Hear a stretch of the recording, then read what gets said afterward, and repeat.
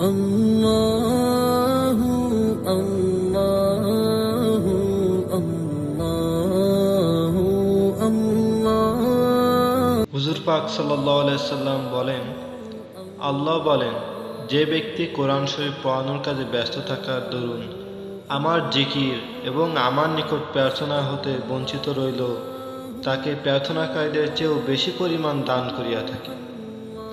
এবং আল্লাহর কালামের মর্যাদা অন্য সমস্ত কালামের উপর এই পরিমাণ বেশি, যেই পরিমাণ স্বয়ং আল্লাহ পাকের মর্যাদা সমস্ত মাখলুকের উপর। অর্থাৎ যে ব্যক্তি কোরআনে কারিম স্মরণ করিবার বা বুঝিবার দরুন অন্য দোয়া ও জিকির ইত্যাদি করবার অবসর পায় না, আল্লাহ পাক তাকে প্রার্থনাকারীদের চেয়েও অধিক পরিমাণ দান করে থাকেন।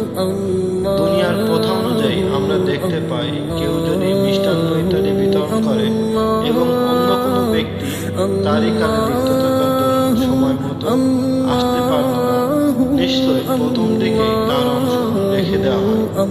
অন্য হাদিসে আছে, আমি তাকে সকল